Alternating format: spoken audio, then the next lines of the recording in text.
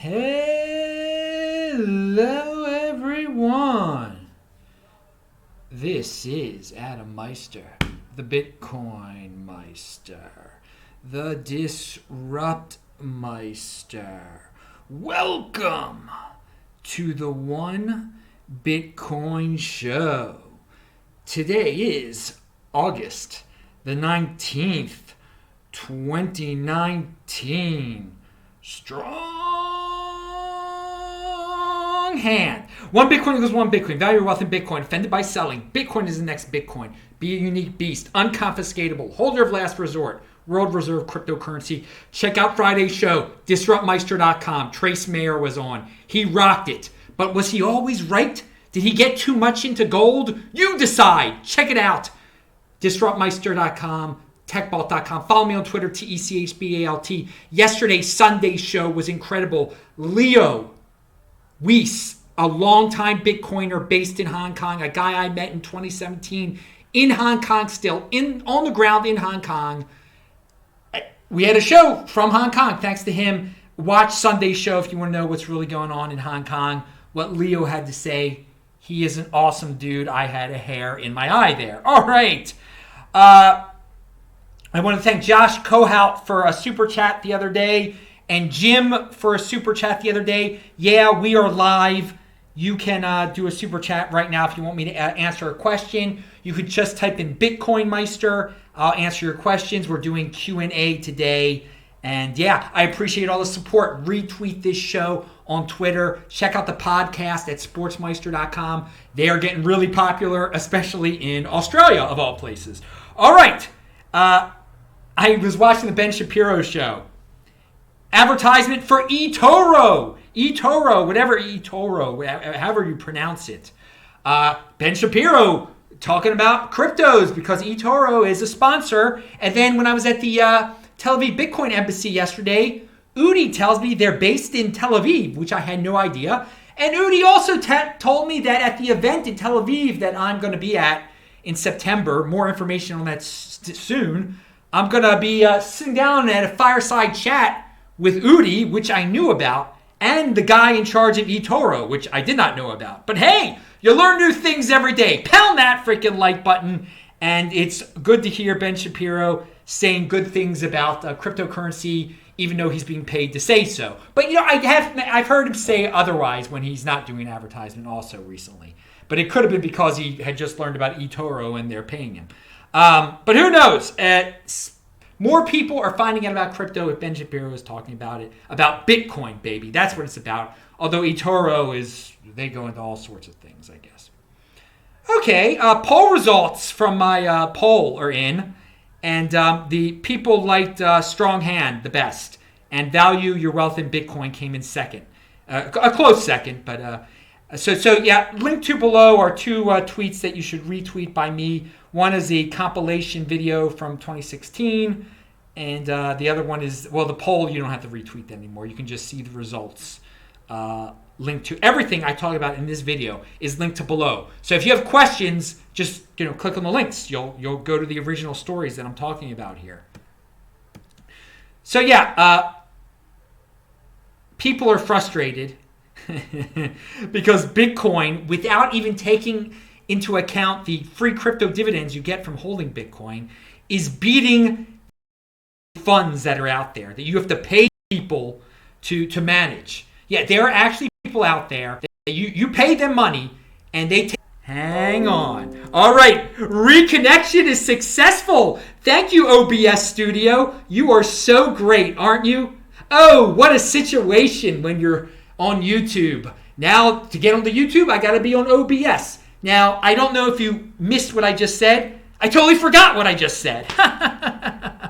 Video buffering a lot. Yeah, dude, it's this is the way you do it. Hey, man, bear with it, dudes. Oh, I know what I said. If you're watching this taped, it's so funny. Right when I'm saying if you're watching this taped, it goes offline. Maybe I'm speaking too loud. That was what Trace thought was going on the other day. Technology is amazing, though. I tell you, we complain that you get knocked offline. I mean, when we were kids, you need to have a TV station to do something like this. I mean, so I am grateful that I could do this for free. I can be my own TV station, putting it in like 1994 type of terms there, right? So this is amazing. Sure, there are going to be issues like buffering or whatever. But what I was saying, if you're watching this taped, play it at 2x. Play it at 2x. It saves you time. All right. I said free crypto dividend, then it cuts out. He's being censored. No, I'm not being censored at all, Roman Q. Please, don't even say something like that. All right. How's the video looking now, guys? My live watchers who are bearing with me here. All right. Now, is anyone going to answer that question? How's the video right now? If you don't, just answer the question. All right. Very nice. Okay, moving on. I wonder what got skipped. I'll have to review the whole thing. Good. All right. So we talked about people pitching crypto as an asset class are going to have a lot of angry investors if it turns out the whole space converges toward Bitcoin. And yeah, the whole space is converging toward Bitcoin. So Bitcoin is the next Bitcoin. That's the bottom line there. All right, moving on. Yeah, now everybody's loud again out there. Good. Remember, you can support the show just by retweeting and everything like that. You can have type in Bitcoin Meister. I'll answer your questions live for all you live guys. Adam, you talk too fast to listen to at 2x speeds. I disagree. I actually tried it out. I can understand myself fine. I listen to guys with British accents at 2x speed. So if you're an American, you can definitely listen to me at 2x speed. You understand. If not, just play it at 1.75. That saves you some time. All right. Hopefully you just played all of that at 2x because there was a lot of nonsense in there asking about, talking about the connection and whatnot. All right. Oh, so yeah, Bakkt. I actually talked about this on Saturday's show, but somebody asked me about it on Saturday's show. So you can, if you watch Saturday's show, this might seem familiar. But yeah, Bakkt, for me, that was already priced in, okay? Now, of course, Bitcoin went up a little bit when Bakkt made their announcement. It's clear to launch their Bitcoin futures next month. Wow, what a shock. I mean, we knew this was coming for a while. I live in the future where to me, this has already happened. This is just the tip of the iceberg. So many other big financial games are going to be played here by financial organizations doing all sorts of complex financialization of Bitcoin. Great. This is where the big boys play. Let them do that. That'll get a lot of money rolling into Bitcoin. For me, I just keep it simple. I don't need to play games with my Bitcoin. I just own it straight up on a Trezor, on a Ledger, on a Bitbox, on the other darn thing that I have that I'm going to be talking about in a second. So yeah, Bakkt, I'm happy. I'm happy that people that didn't wake up to the news are now waking up to the news. Maybe they'll actually buy Bitcoin before it actually goes live and before like all the other major financialization players get into the space. If not, they can just complain when we're like uber rich because we bought Bitcoin before all the big players got in. And there will be plenty of people complaining, oh, you're so lucky you got in early. No. We had the common insider information since like 2015 this all was going to happen, and we had long-term thinking, and we simply bought Bitcoin and we held on to it, didn't do anything fancy with it, and it paid off nicely in 2024 and 5 or 3 or whenever you're watching this.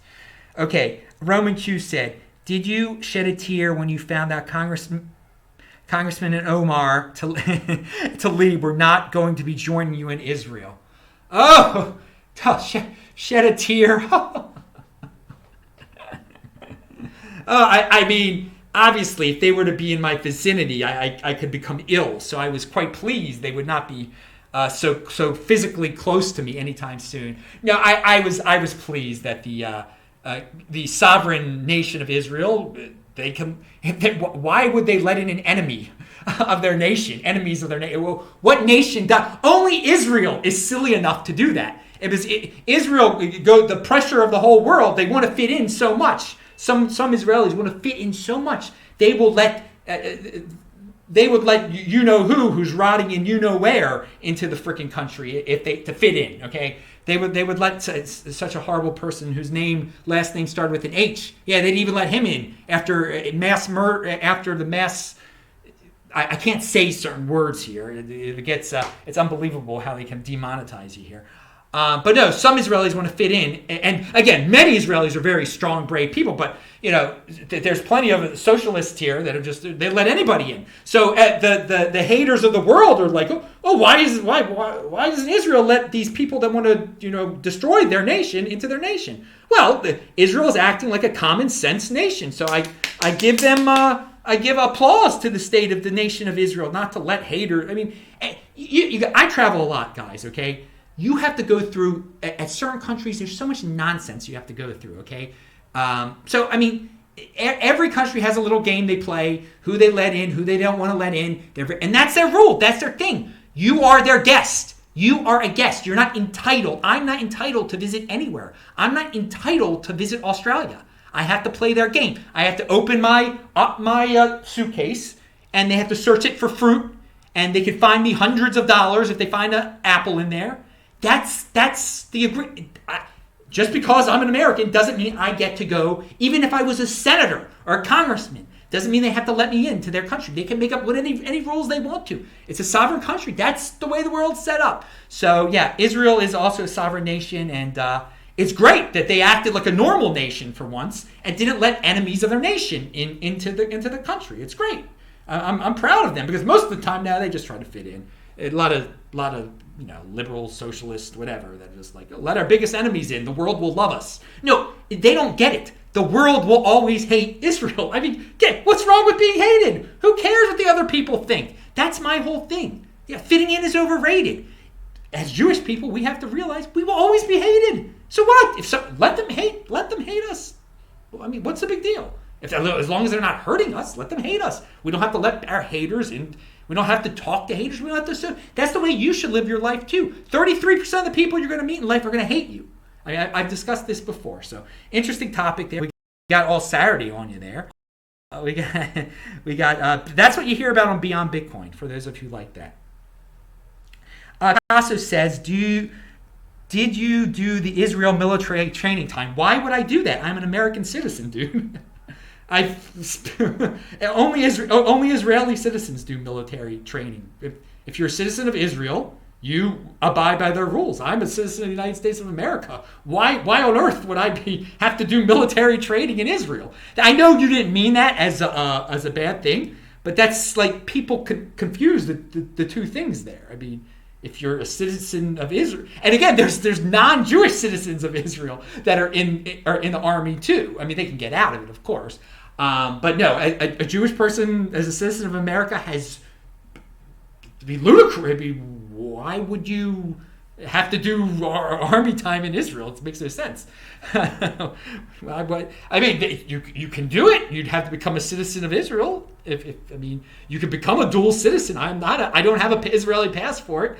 If I got an Israeli passport, I'm too old to be in their army now. So, I just gave away my age. All right, pound that like button, people.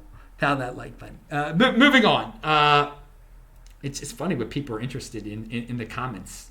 It's a Bitcoin show, people. Come on now. All right, we talked about Bakkt. Let's talk about a New York Times article. And remember, over 1,400 Bitcoin-related Adam Meister videos at disruptmeister.com. Moving on. Wells Fargo here. The bank this is from a quote from a New York Times article, which has got a great Bitcoin point to it. Oh, great. I'm offline again? Great. Offline, Adam, he says. Buffering and gone. And gone. Hang on. Tell me when I'm back. Back on audio only. Yeah, I do wonder if it's Adam's, if it's my loud voice that's kicking. Maybe that's too much for it to take. All right. Audio only, it says. Video output is low. YouTube is not receiving enough video to maintain smooth streaming. As such, viewers will experience buffering. Okay, I understand that. I'm gonna bear with this this situation here. Maybe I'll be able to fix it next time. But for now, I'm gonna read you the Wells Fargo quote, and I'm glad. And someone said, Bitcoin Meister, are you a dual citizen of any other country? No, I am not. I only have a United States passport. Having a second passport's a good thing, apparently. It's a very good thing, apparently. I'm not going to, I mean, there's different ways for you to get a second passport. I'm interested in getting an Israeli passport. I'm definitely interested in that. All right, back on audio only. Tell me how you're back on audio and video. Good, thanks, and I appreciate you guys keep on giving me updates like that. That's very much appreciated. I'm gonna keep my voice lower as I read this quote from the New York Times. The bank informed Mr. Inadi that it was closing all 13 of the checking accounts it provided his roofing company, CRV Construction, for a reason it called confidential. The letter said the account would be closed on June 27th, and he would be mailed the check for the balance in his accounts. Mr. Alandi went to his branch and collected the money, so he did not have to wait for the check to arrive in the mail. But the accounts did not close on the preset date. For weeks after the date, the bank said the accounts would be closed. It kept some of them active. Payments to his insurer, to Google for online advertising, and to a provider of project management software were paid out of the empty accounts in July. Every time the bank charged Mr. Inaldi $35 overdraft fees. So, okay, Wells Fargo closes all of this guy's checking accounts for no reason. They say they're closed, but they're not really closed. And thus, he took his money out. He thought they were closed, and people kept on charging him, and the bank kept on not saying, hey, this bank account is closed, this bank account doesn't exist anymore. No, they just kept charging him fees for overdraft fees because he took all the money out. He thought it was closed. They said they were closing it. Bitcoin can't do that to you. Bitcoin can't close your account and keep charging you fees. That is what happened to this man. They closed his account for no reason, and then they kept on charging him. They're charging him fees. This is why you want to be your own bank, as some say. Get out of the Wells Fargo banking system, okay? Manage your own money. Bitcoin, that is one of the best reasons out there. Many people aren't going to see it that way. Many people are going to say, oh, I need a bank account. I need it. Well, you don't want to be that dependent on it like that guy was. And you can get into some real situations there. All right, VJ, who's been on the show before, says, I've met many regular people who have no expertise in Bitcoin or cryptocurrency who've told me they're glad to have found these maximalists who saved them from being scammed into many coins that promise what cannot be achieved. This is very important. This is a very important service. It goes back to my saying of, okay, so what VJ is referring to there's some people that are complaining about Bitcoin maximalists. But VJ is saying there are many people out there that thank maximalists, and people actually on this thread, the reason I even found out about this thread is because someone copied Tone and I on it, and they said, that Tone and Adam Meister were two of the guys that taught them to just get into Bitcoin, not to get into this nonsense. So VJ is saying that it's an important service that the Bitcoin maximalist or Bitcoin firster, I think that's more so what I am, that we provide, that we say, no, be careful of these altcoins. And it goes back to my simple saying of know how to send a Bitcoin before you even buy a Litecoin, okay? Everyone should start out a Bitcoin firster, I believe, okay? If they gain enough skill with Bitcoin and understanding, then they can foolishly move on to altcoins if they dare. Okay, to start out blindly diversified for the sake of diversification ends up very costly. It can end up very costly for people. Okay, 123 no scope. Do you ever get nervous wearing Bitcoin apparel out in public? No, I don't. People don't really care about Bitcoin now, but when one Bitcoin is in the 6 realm, I'd be scared to say I own Bitcoin in public.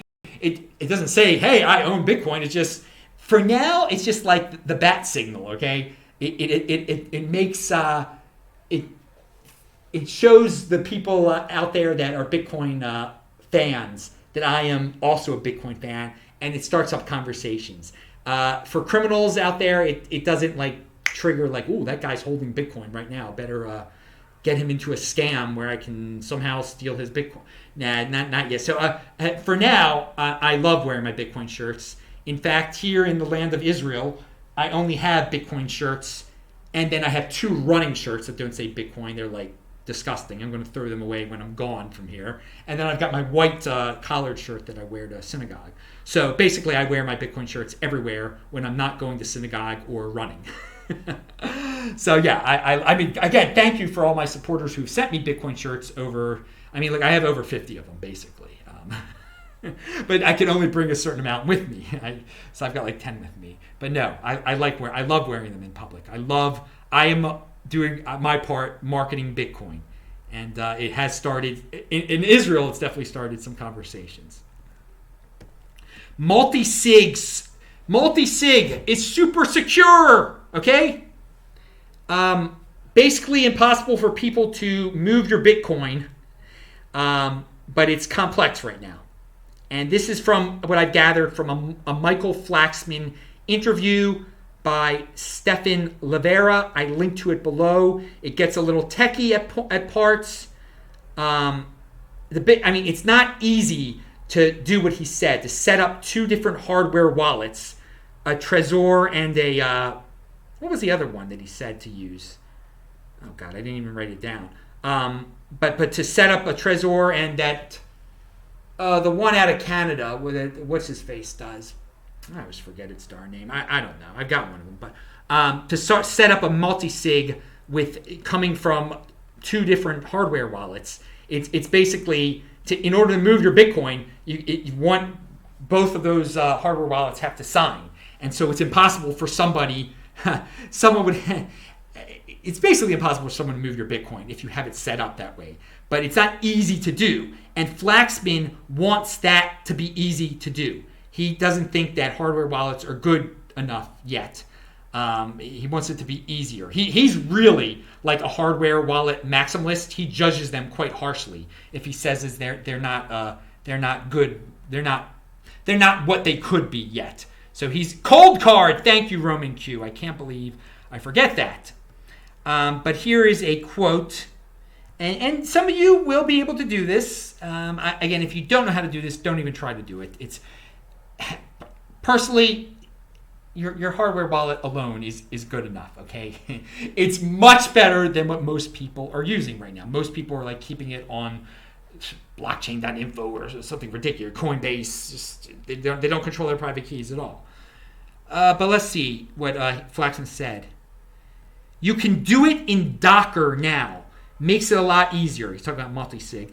If you know what Docker is, then you probably can imagine that would be a lot simpler. But it's a lot. That's one way to do it. It is the best UI right now for multi-hardware wallet, multi-sig. That's what I've been describing here.